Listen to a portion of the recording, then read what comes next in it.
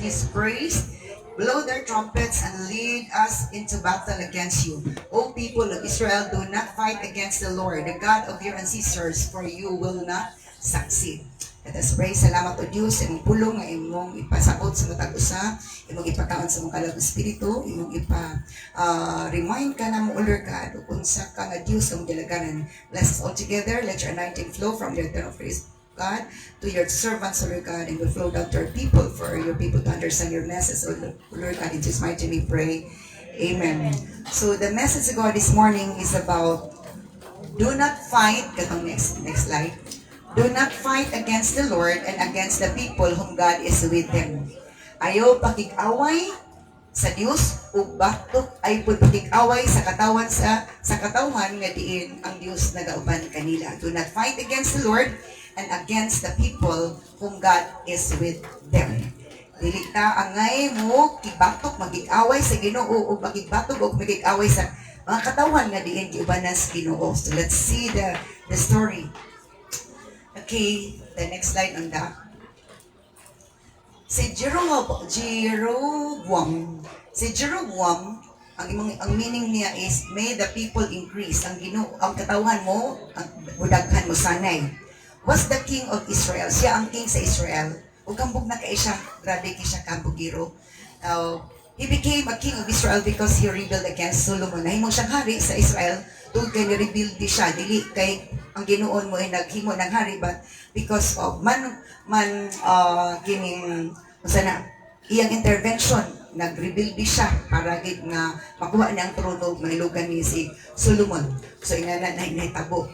And maupod ni ang nahitabo kay si Solomon na kuan na siya ni Lord, nahimo na siya kaaway ni Lord because si Solomon is nagsimba na siya sa mga Diyos-Diyos sa iyang asawa.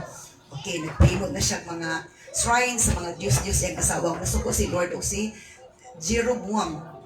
Matod pa ang nahimong nag-rebuild o nagbadaogon good siya. Let's proceed to the next one. And then Abijah, mauni siya ang hari sa Judah. Again, si Jeroboam kanina, hari sa Israel.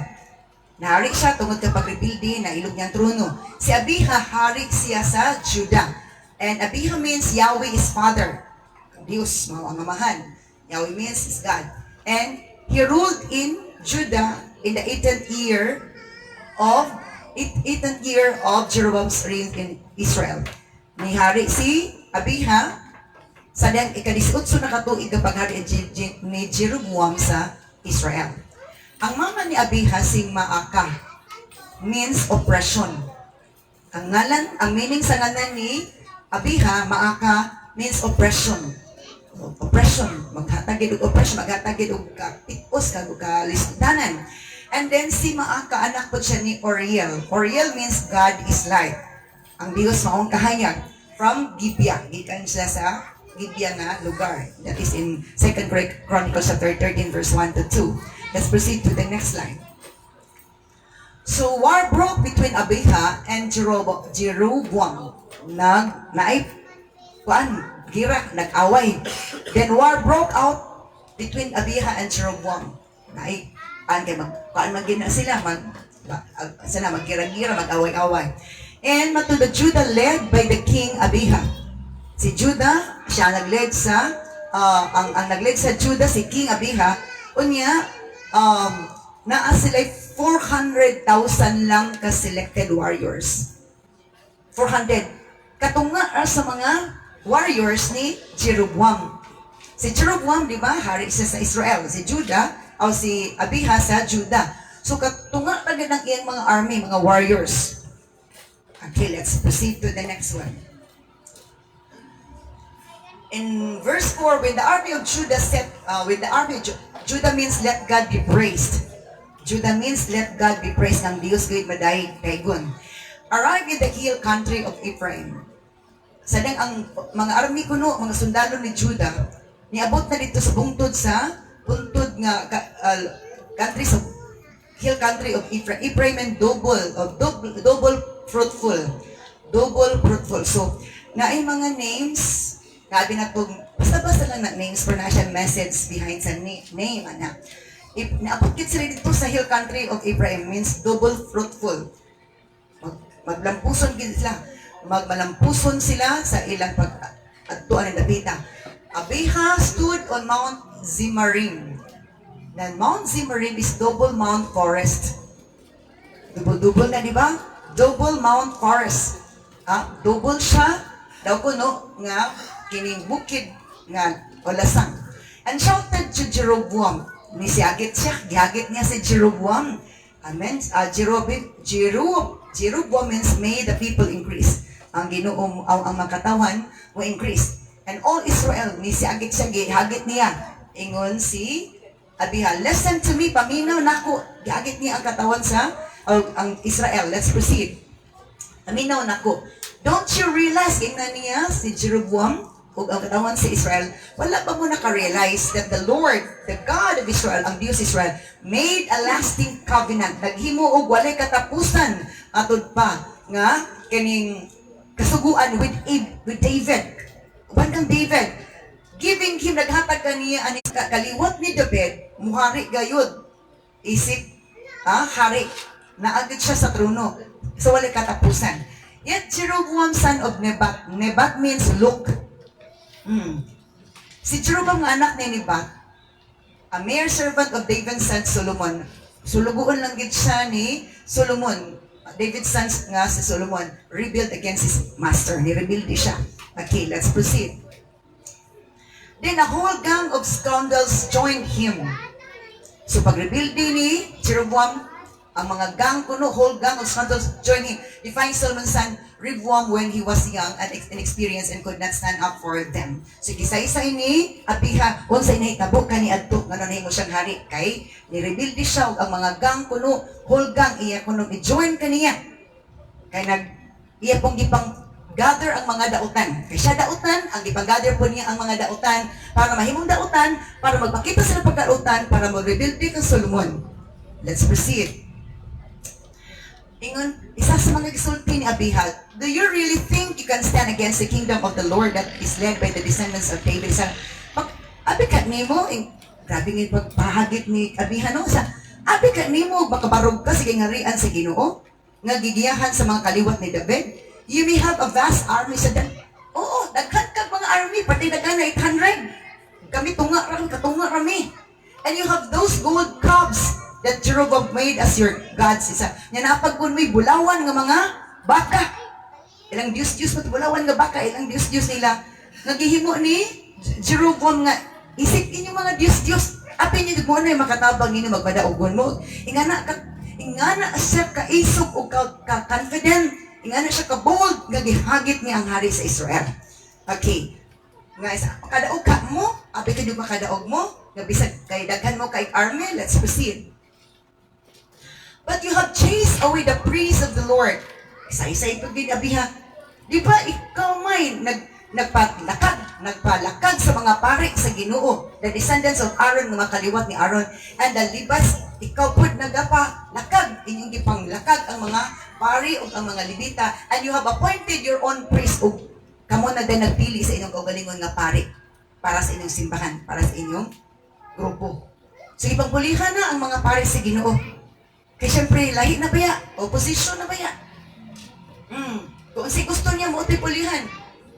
Siya, you have appointed your own priest o nag-appoint kag imo kaugalingon ng pari, just like the pagan nation, sama sa mga pagano nga nasod. You let anyone become a priest these days. O gitugutan nimo ang pari nga mo'y mahimong pari hangtod karong at panahon na.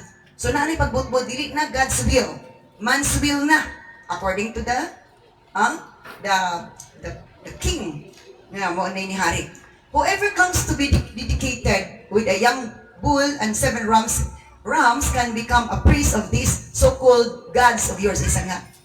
Oo, insa inyong gihalad. Uban ani mga halad ng mga turo o mga pituka kining naktingal karniro mahimo daling pare para sa inyong Diyos na inyong gisimba. Let's proceed. Grabe nga paghagit, no? And then, verse 10, ingon pa, but for us, ingon si Abiha, apan para ka na mo, the Lord is our God. Inga na siya kabold, inga na siya kaisog. Sa, apan kara, parat anamo, ang Ginoo, ang among Dios. And we have not abandoned Him. Wa mini sa likway niya. Chika mo ni sa likway mo, kami wa mini sa likway. Kung sa di maina kani wala niya lagi sa likway, di isa-isa niya. Only the descendants of Aaron served the Lord as priests. Kaliwat ra gid ni Aaron ang nag-alagad sa Ginoo isip mga pari. Wa mi nagsupak-supak sa kasuguas Ginoo. Kamo nagbuot-buot lang mo pamilig pari. Dili na kabubutos Ginoo. Order by the king, order by the leader. Nga na nakatungtong sa trono. And the Levites alone may help them in their work. Ug ang mga Levita mo imutabang sa mga pari, sa mga buluhaton sa templo. Manay isa-isa ni Abiha. Kay balo siya sa dagan. Ano man, ang pari dapat kabalo siya mo dagan, kabalo siya sa pangitabo sa katilingban diya sa religious step. Let's proceed. They present burnt offerings and fragrant incense to the Lord every morning and evening. Isa-isa pangan sa mga Levita. Ganunay sila mag-present, maghalad o mga halad sinunog o mga kining mga humot nga insenso ngadtos Ginoo kada buntag jud ug kada gabi. Wala na gipalta. And they place the bread of the presence. Nganong capital na. And they place, gibutang nila ang tinapay sa presensya on the holy table because that bread represents Jesus, the bread of life. Itong John chapter 6:35, Jesus said, I am the bread of life. Gibutang nila ang tinapay sa presensya, bread of the presence. Kasi pasabutan na, as we eat the bread, we already have the presence of the Lord in us. Hello? The presence of the Lord. So ito, taon na itong kalag, as we remove the B in the word bread, usa na siya? Red. Kung mabasa ta, we are eating the bread of God. Hello? The bread of life. The bread of the presence on the holy table, sa balaan nga lamisa. And delight the gold lampstand every evening. Ilang pasiga ang bulawan nga lampara kada gabi kay dili gusto si Lord nga ngit-ngit ang iyang templo. Manayon ako sa mga pastors, ayaw palungi ang suga sa simbahan because that represents God is the God of life. Hello? There is no brown out in the kingdom of the Lord. Amen. So dapat dili ma-brown out ang atong kinabuhi na adya si Kristo pero mi nagdanag. Amen. Hello. Delight ilang gidagbutan ang bulawan nga lampara kada gabi. Mo na kita ba ko ang buluhaton nga gipabuhat ni Lord kanunay ginabuhat. Kay ang mga buluhaton kanunay na ginabuhat regularly be done before we were gone. Again, the commandments of the Lord must be regularly be done before we're gone. Sa di pa ta mga hanaw ani kalibutan na buhaton na to ang mga sugo ni Lord. Amen or not? Oh. Kay damurta nga gadako, damurta na atay mga trabaho. Amen. Muna kita kanta ni Lord gusto natay trabaho. So trabaho ta kay parang anak ta nagtrabaho mo na taga-tamet ni Lord usay taga-tawis ta sa luto pagtrabaho. Diya sa pluton si Ginoo na agay puntay buluhaton. Amen. So naay tigdagkot, naay tigbutang sa tinapay every day. Bag-o jud na ang giluto. Daily na ginabutang dito sa table. It means abi mo anay ginabuhat, wala na mo naundanga, wala na naundang sa Israel because we serve the Lord and we fear the Lord. We did not abandon Him and we will not abandon the Lord.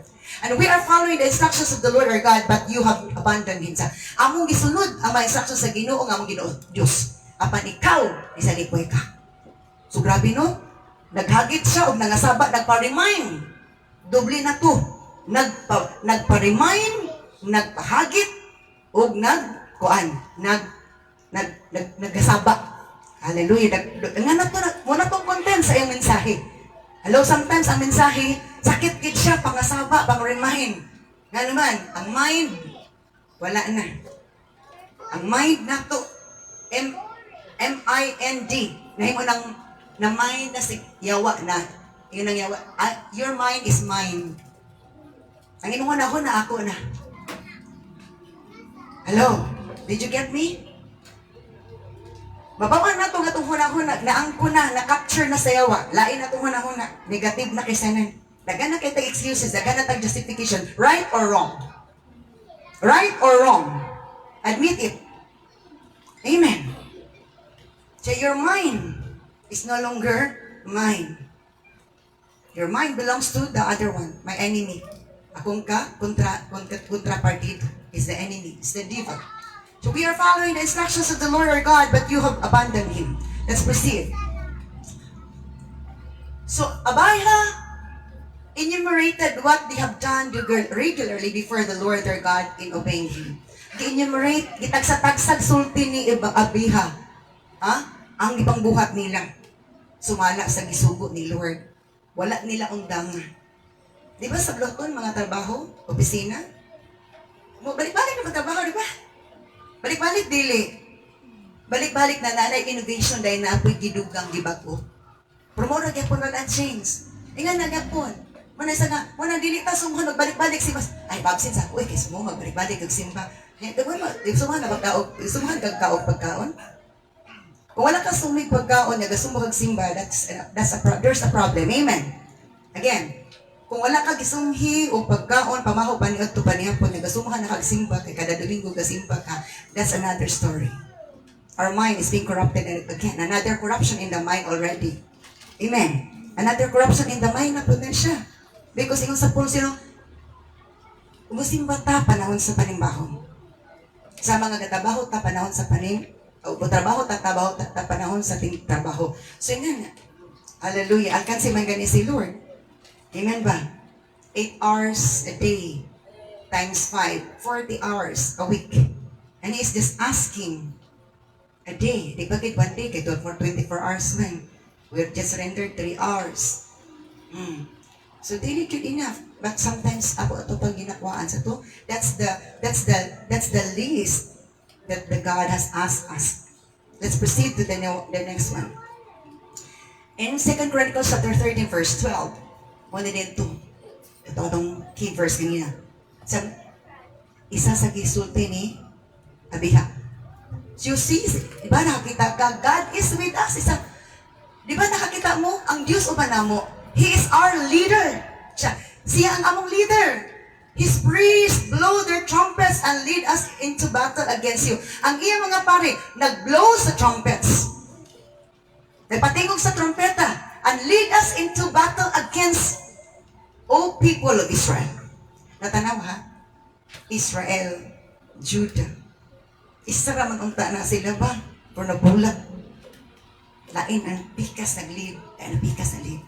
And remember, Judah means, let God be praised. Kung imong magsukit-sukit kag ayo mag-study kag is Bible, kasagara, ang ikaw ni Lord, Judah. Kaya sa to, let God be praised. Madahigid si Lord. Madahigid si Lord. Judah, ganahan kayo siya. Let God be praised. Sige mo na. Wala kasagara sa battle, ang mga tribe ni Judah, o ginigaon na. Ang mga worshipers, our warriors. We can never be warriors if we are not worshipers. Because mahimutang warriors, maisugon ta kung masilimbahon ta. The moment we worship the Lord, God's Spirit is upon us, giving us the courage to face the enemy so that we will not become defeated, but victorious. Hello? Madaugon ta. Remember, kung madaugon ta, kita mo oy padalanginan. Over ta sa head ta. Dili ta tiil, dili ta ikog nga magsunod-sunod lang. Sumuna nga usay magsunod-sunod tas kaaway kay wala man ta nagbadaugos ka. Away napildi man tas kaaway. Siya, His priests blow their trumpets and lead us into battle against you, O people of Israel. Do not fight against the Lord. Sa ayaw ka mo pakig-away si Ginoo, the God of your ancestors, ang Diyos sa inyong kaliwatan, for you will not succeed. Kinsa man to ang nag-ingon ato. Diba sa Abijah? Pero katong iyong mga statement, it's coming from the Spirit of the Lord. So, let's proceed to the next one. Okay, tanaw na to.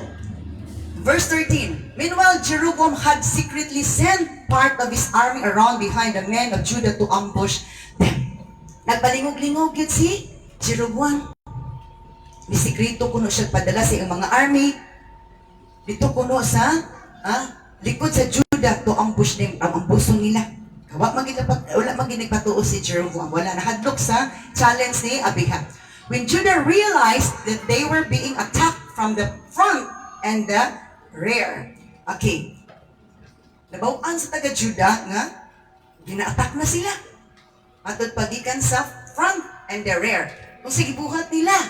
Na magibatanog number. They cried out to the Lord for help. Kasi pasabot ani. Dili ta excuse sa mga attacks kaaway ko isay test lang na ni Lord. Para nga mudukol tas ginug-ayo. Nabawaan nila nga na gi-atake na kita. Nisulong na gid sila nato. Pagkabalo nila, layo-layo pagkamay. They cried out to the Lord for help. Nityabaw sila hilak sa Ginoo, Lord, tabangin ni. Imagine, 800,000 ang ilang sundalo sa Israel, 400,000 do sila. Dili pwedeng nga kahit 400,000. Ilang nabatasan nga kung na ay atake, manawag si Ginoo, musyagit mo patabang sa Ginoo. Amen. Ikay, diriso na ta. Sige, mobilize na. Attack na. Ang nagibot, they cried out to the Lord for help. Then the priest blow the trumpet. Human nila diabaw si Ginoo pagpangay tabang. It means nag-ampo sila. Wala sa na diritsong attack. Wala ba ganyan ni pa? Before sila ni pusil. Ni kuha sila sa armas. Ang armas nilang Ginoo, diabaw sa Ginoo. Hello? And then, pag umanag diabaw si Ginoo, kuha sa ilang armas. And blew their trumpets, anak pa dilagi pa, tingog ang ilang trompeta. Anak pa nilagi pa pusil, anak pa nilagi pa gamit ang ilang armas. So say pasabot, prayer. Diba? Prayer is a powerful weapon. Pray in the Spirit. Matod pa sa Ephesians chapter 6 verse 18 man siguro to. Pray. Cry unto the Lord. Di ka magkurong-kurong ng kay patay. Patay. Hello? Then the priests blow their trumpets. Let's proceed to the next one. And the third thing they do, the men of Judah began to shout. Hello? Ang mga pari ni blow sa ilang trumpet, ikaduha. Ang ikatulo, ang mga tao sa Judah, nagsyagit din sila. Nagnyagit sila. It means, ready na sa mga attack. And the sound of their battle cry, ug ang tingog sa ilang pag, hilak nagtyabaw si Ginoo. Battle cry, tyabaw sa Ginoo. Hilak sa Ginoo. Nga nakig-away.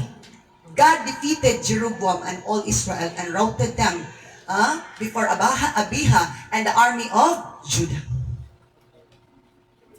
Sugot sa dili. Ingani ka pa ng battle ko, di na ito kakakita in the spirit. Na ay mga attack sa ato gaabot.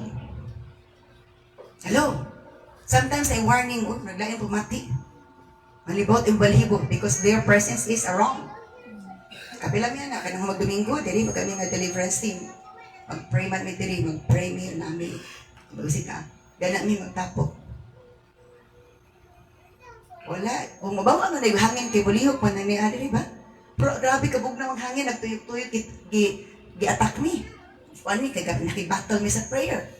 Battle po in Jesus yung pahawa. Grabing battle. Huwag may nakadungan naman. The true warriors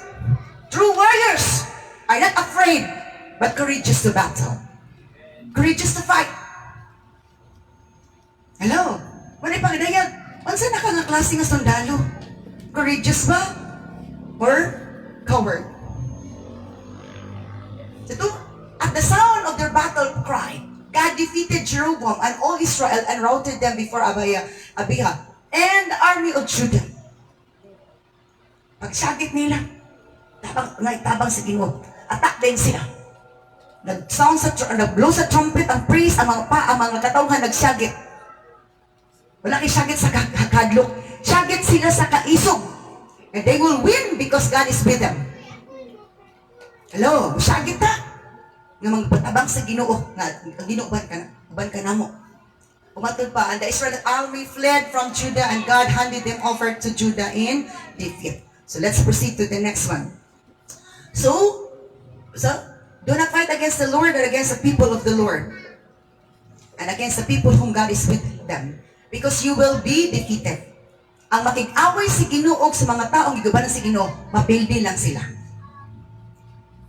Kaya once ang Ginoo ba nato, it means iyang responsibility nga tagantay na victory, not defeat. And you will flee away.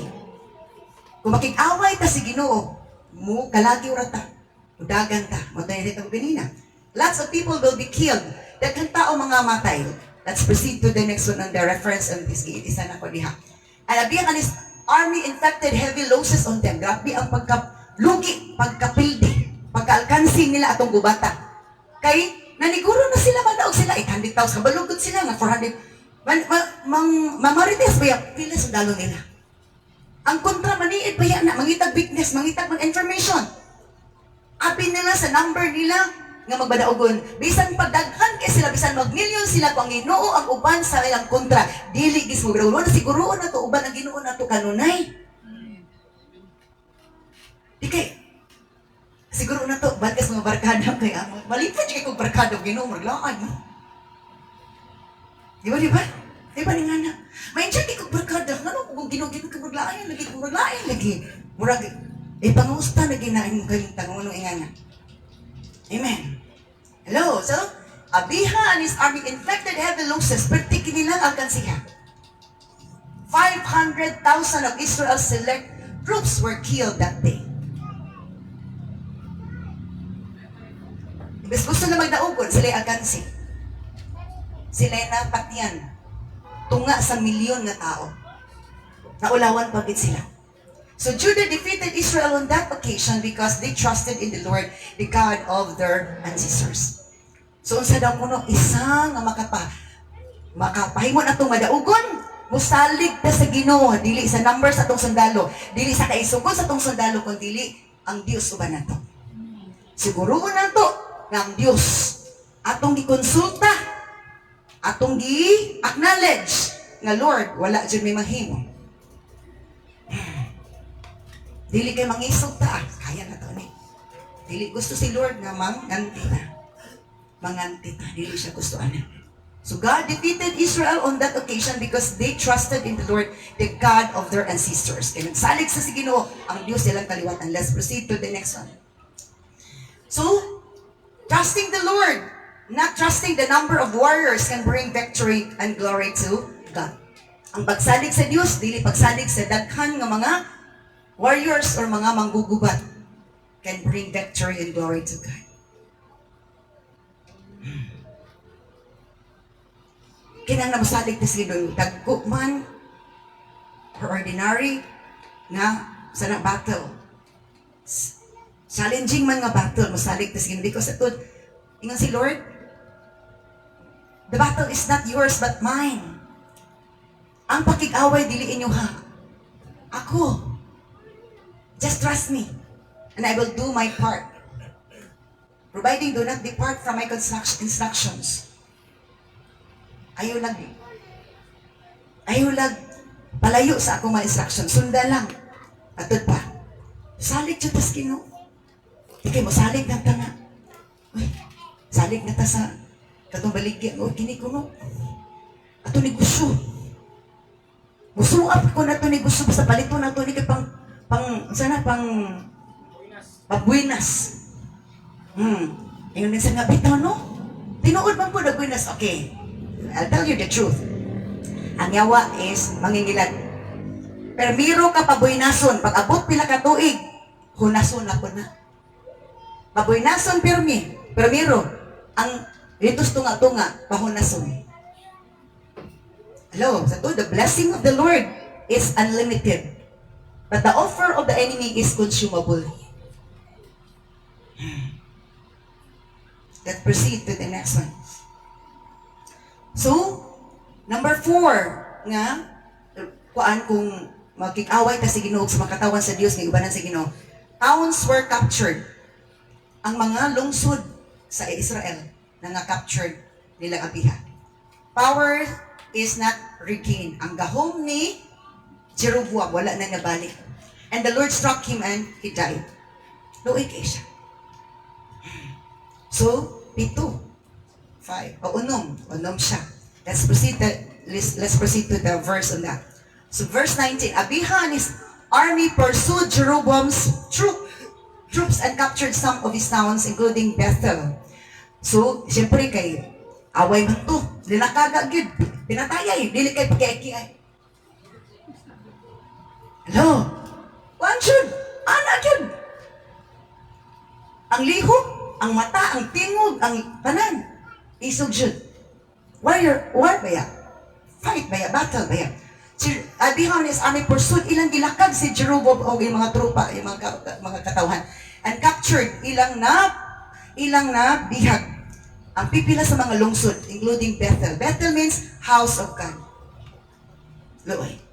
And Jeshana means old on this verse. God has said to my mind that once nga ang kaaway is nakasulod na kay gitugutan ni Lord kay wala na, i-abandon siya. Diba? Kung i-abandon na to si Lord, it means gitugutan na to ang kaaway nga makasulod. Nag-hold. Umudin to, ang house of God. Luoy na. May mo nang, warag old, wala na, pulos. Di ba ang old, ang karaan na, lain na kita naon. And phone like. Saan ang phone ka ng baby nga deer. Wala na'y umoy. Ang balay sa Diyos, wala na'y umoy. Old na wala na'y ka-beauty. Along with their surrounding villages. Sa wala pa na-capture, is na'y glory. Basta diyang bihag na sila. Because ang leader nga dautan, ang mga katawhan magbangutan. Amen. Kung leader nga dautan, ang katawhan magbangutan. Muna, daghan ka nagbangutan nga Pilipino o taga-Philippines. Atong leader, salamat sa Ginoo. Pagka very good po.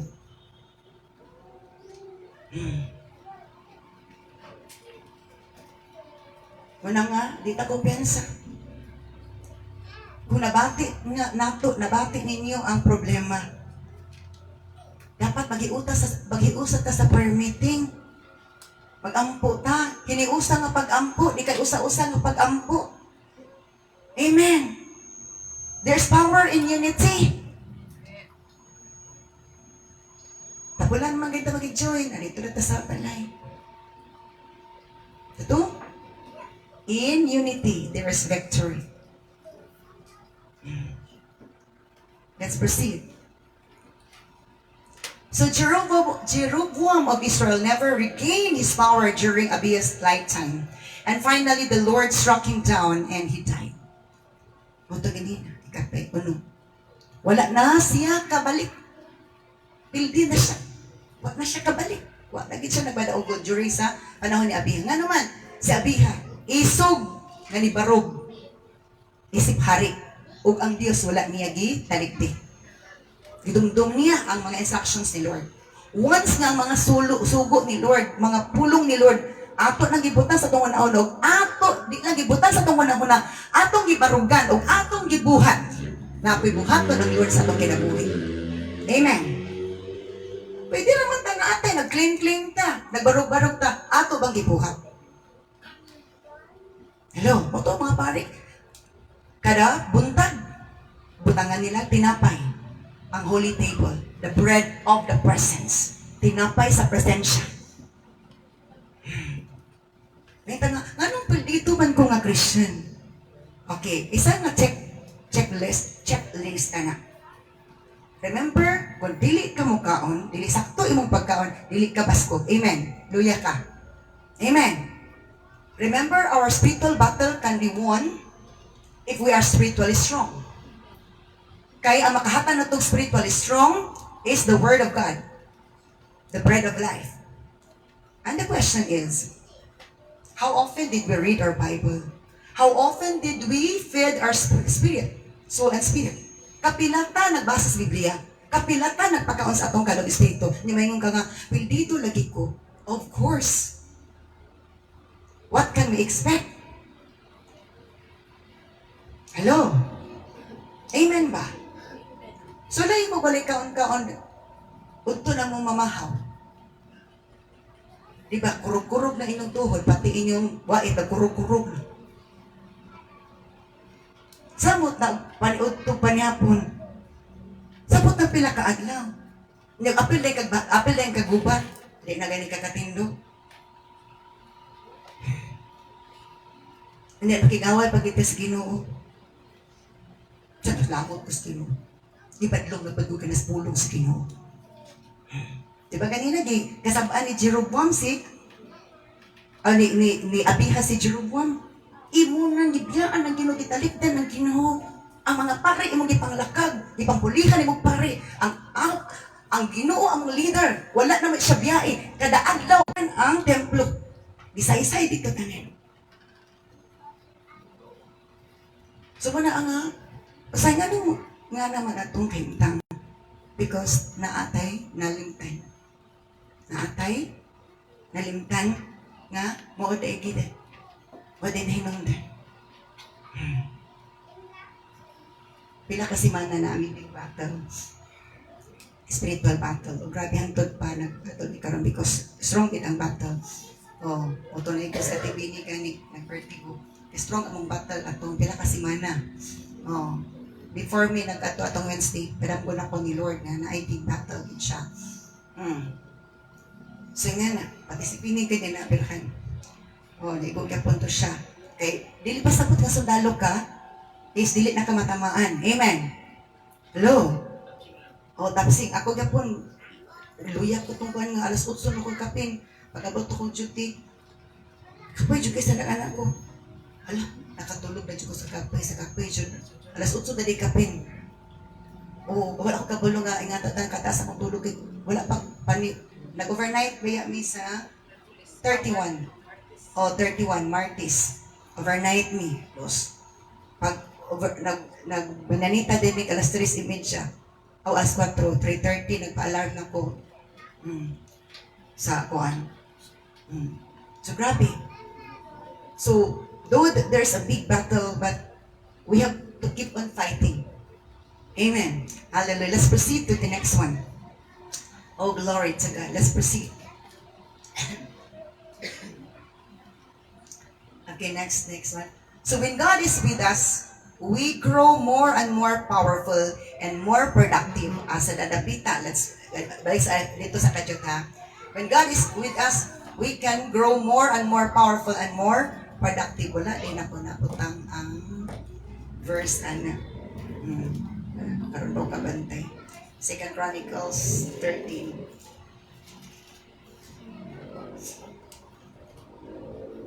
Verse 21. Wanak nasud, no? Wanak nasud. Verse Okay, 2 Chronicles 13, verse 21. Wanak nasud. I thought, okay, nasud na.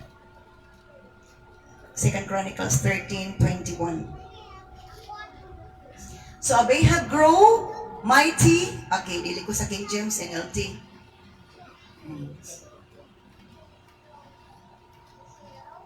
Grow mighty or grow powerful, more powerful.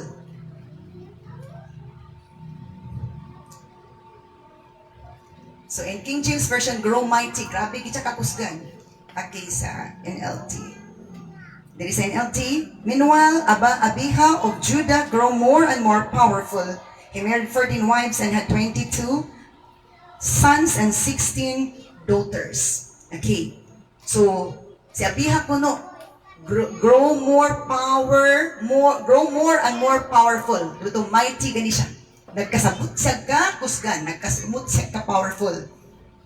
Why? Kay kung obedient ta, the more we obey, more power He will add. Amen. The more we obey unto the Lord, more power He will add. But as we disobey, He subtract the power, the anointing, the peace, the joy, and everything He adds. Lora na, mag-add on ta. Kung na obedience, i-add on. Kung na disobedience, i-subtract. And then, another synonym, another relative sa subtract is i-divide. Kay after sa i-add, i-multiply man na ni Lord, di ba? Because multiplication is an added addition. Di ba?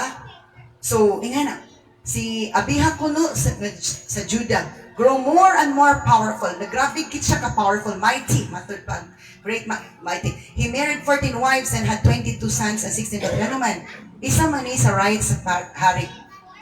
Makaminyo sila. Oh, sa Elias, makaminyo sila, siguro silang gusto. So, more productive na yun. More productive. Pero, sa nagbago na siya, di na pwede. Hello, sa Old Testament, mo na siya gitugutan ni Lord. Anak. So, productive, more powerful and productive. And then, the more nga productive, the more nga budaghan, the more is na ay, mga tao o daghan kapilian nga diin tabang para sa buhatos Ginoo. Hello? Because gusto ni Lord mo daghan. Isa nga timailhan nga naay panalangin mo increase. Ito, ang Jeroboam may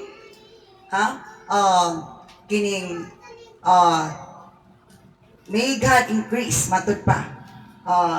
Itong Jeroboam, hallelujah, may the people increase. Ang Diyos mo increase. And then, Abiha means father. Yahweh is father. Diyos mo ang amahan. Kaya siya ang amahan, nangamahan siya, yung i-proteksyonan yung mga anak. So, muna igsoon,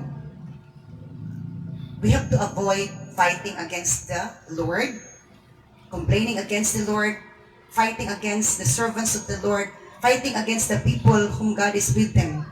Paglikay ta, nga magig-away tas mga tao, mag-iubanan si Ginoo. Kay Ginoo atong kontra. Hallelujah. Shall we all stand up? Oh, glory to God. Blessed be the name of the Lord. Hallelujah, hallelujah.